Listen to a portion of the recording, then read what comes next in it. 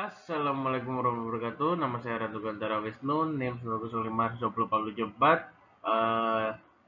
dari Prodi 19. Jadi kali ini saya akan mempresentasikan tentang FTP dan mail server ya. Dan saya ada tambahannya untuk firewall juga. Soalnya ini ininya nyatu juga. Ini adalah presentasi terakhir untuk semester ini ya. Soalnya untuk minggu depan sudah mulai mengerjakan ujian akhir semester. Lalu kita bahas langsung aja ya. Jadi mail server itu adalah sebuah aplikasi yang berfungsi sebagai lalu lintas email saja. Jadi mail server itu fungsinya untuk lalu lintas email. Uh, jadi email itu ada beberapa macam ya, seperti MTA dan MUA. Itu MTA adalah mail transfer agent. Lalu untuk MUA adalah mail user agent. MTA dan MUA dapat kita analogikan sebagaimana kerjasama antara agen perjalanan dan perusahaan perjalanan, dan email adalah orang yang melakukan perjalanan. Ini untuk penggambaran dari mail server ya. Jadi user di terminal itu membuat user, lalu untuk itu ada antrian yang akan dikirimkan lewat MTA. MTA itu mail transfer agent atau agennya itu ya. Lalu dari MTA itu akan masuk ke mailbox penerima, lalu user akan menerimanya di user terminalnya itu. Jadi ini fungsinya seperti, kalau dilihat dari penjelasan di sini mirip lalu lintas kan. Awalnya jadi dari user minta minta untuk mengirimkan email, lalu email kan transfer agentnya akan menerima, lalu akan mengirimkan kembali ke mailboxnya penerima.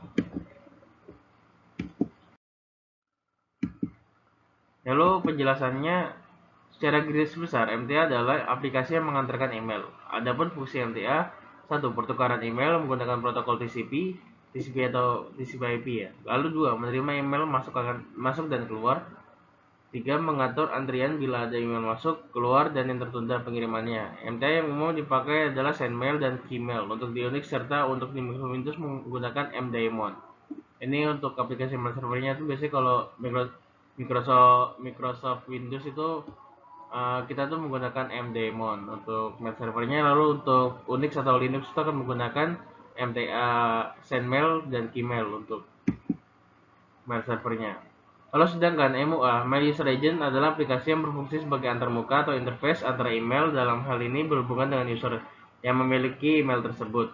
Dengan APK yang mendukungnya, ia berfungsi: satu, menulis email dan membaca email yang masuk. Dua, mengatur konfigurasi email sehingga sesuai dengan MTA yang mendukungnya.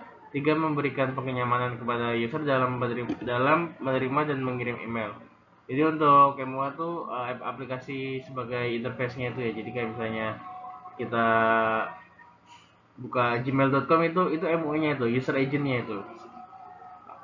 Fungsinya ya sebagai interface dan juga bisa untuk menulis email, lalu membaca email, lalu mengatur konfigurasi email, lalu memberikan kenyamanan pada user gitu.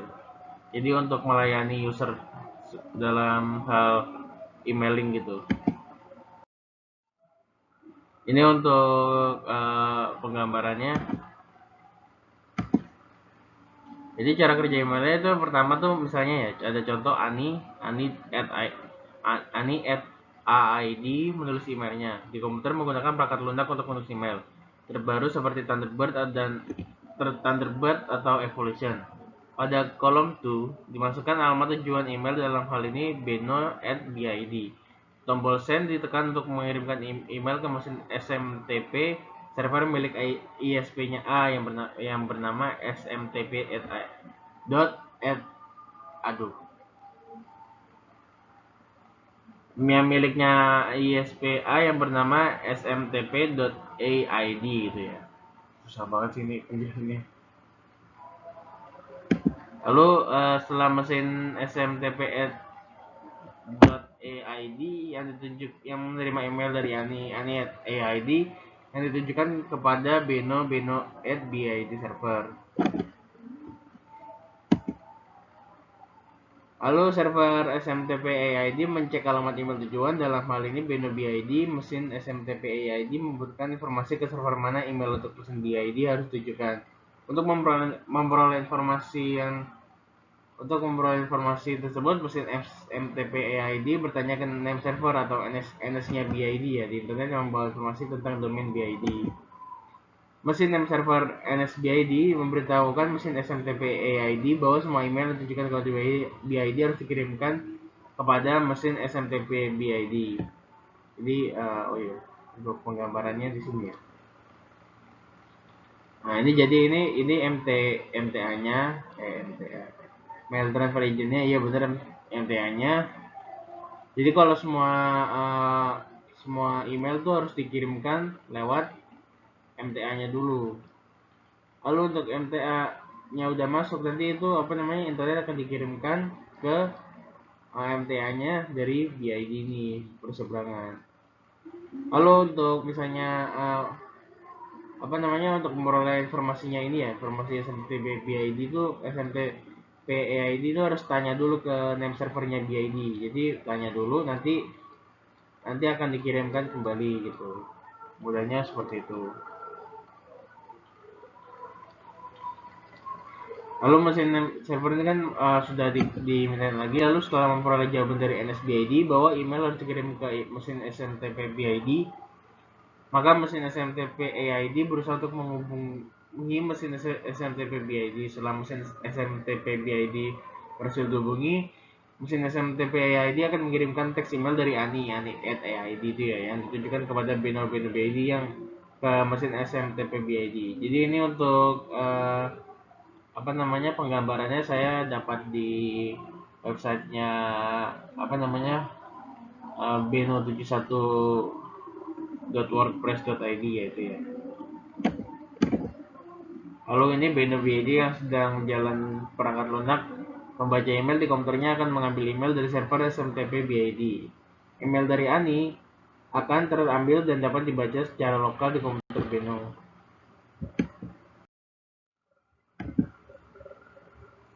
Komponen email. Jadi email terdiri atas 3 komponen utama. Yang pertama tuh envelope atau amplop, ini digunakan oleh MTA untuk mengirim pengiriman. Envelope ditandai dengan dua perintah SMTP, yaitu mail from, ini contoh ya, mail from Riza student itb.sid. Lalu RCPT to riza@ai3.itb.acid. Jadi ini mail from itu yang mengirimkan pesannya. Lalu RCPT2 itu maksudnya yang akan dikirimkan. Jadi header digunakan oleh user agent, ada kurang lebih field header, yaitu receive message ID, from, date, reply to, expon, xmailer to, dan subject. Setiap field header berisi sebuah nama yang diikuti oleh sebuah titik dua atau titik dua ini ya. Dan nilai dari field header tersebut 3. Body isi pesan dari pengirim ke penerima. Lalu ini untuk FTP server ya. Jadi FTP itu terdiri atas klien dan sebuah server yang merupakan aplikasi yang memberikan akses pertukaran transfer data. Merupakan aplikasi yang sangat berguna karena aplikasi ini menyediakan akses kepada klien untuk mengakses data yang tersimpan di server tersebut dan dapat diakses oleh sejumlah komputer secara bersamaan. Cara kerja FTP terdiri atas 2 alur. Alur yang pertama adalah saat proses transfer data dari komputer lokal ke komputer server, remote komputer yang menyediakan akses FTP atau upload. Alur yang kedua adalah saat transfer data dari komputer server ke komputer lokal. Jadi cara kerjanya tuh ada misalnya dari untuk menyediakan akses tuh nanti dari komputer lokal itu akan upload ke komputer server. Lalu untuk alur kedua ini misalnya untuk alur kedua itu saat transfer data dari komputer server ke komputer lokal. Jadi itu waktu komputer lokalnya minta datanya ya sudah diupload itu. Jadi kita cara kerjanya itu 2 alur, bukan cuman download aja atau upload aja. Jadi komputer lokal itu juga bisa mengupload data. Lalu bentuk FTP ini ya, bentuk dasar dari FTP adalah FTP host domain. Dua macam FTP menurut hak aksesnya. FTP user, FTP yang hak aksesnya dibatasi untuk user tertentu saja karena disertai autentikasi untuk mengaksesnya. Formatnya adalah FTP user at host.domain. FTP Anonymous, FTP yang hak aksesnya free, bisa diakses oleh siapa saja, contohnya ftp.unesa.id. Ini perintah dasar FTP ya. Dari open mulai FTP dan mengkoneksikan FTP ke server dari prom FTP. Lalu enlist, dir, dan ls daftar dari file-file yang ada di FTP server. cd berpindah direktori secara hierarki pada direktori FTP server. pwd memberikan informasi kepada user atau klien di direktori aktif mana dia berada pada FTP server.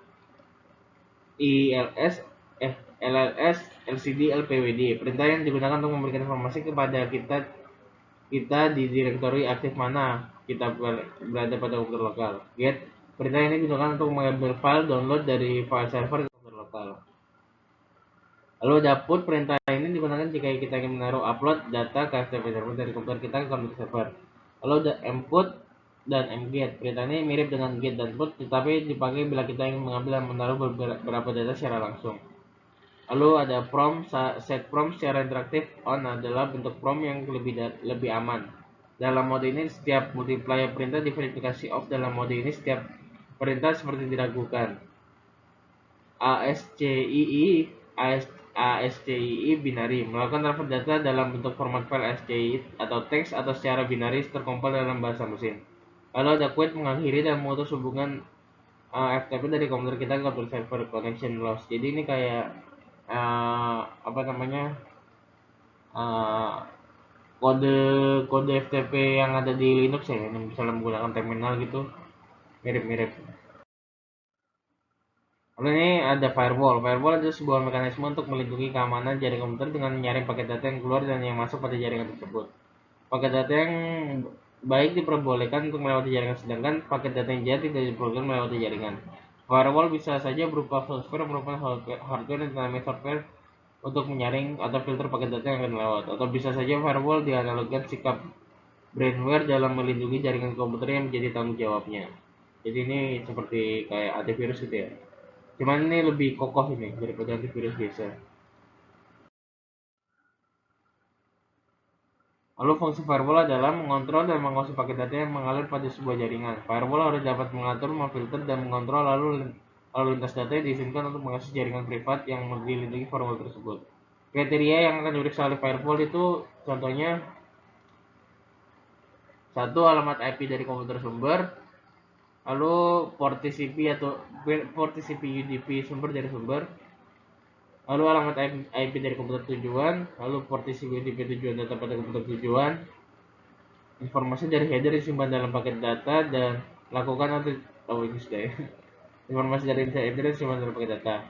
Lalu fungsi lainnya adalah melakukan autentikasi terhadap akses. Lalu aplikasi proxy firewall mampu memeriksa lebih dari sekedar header paket data, namun juga mampu mendeteksi protokol aplikasi tertentu yang spesifik. Mencatat setiap kejadian yang terjadi di firewall. Jadi itu saja yang bisa saya presentasikan tentang FTP dan mail server. Jadi saya minta maaf apabila ada kesalahan dalam semester ini. Semoga bisa terus maju dan berkembang. Jadi saya pamit. Wassalamualaikum warahmatullahi wabarakatuh.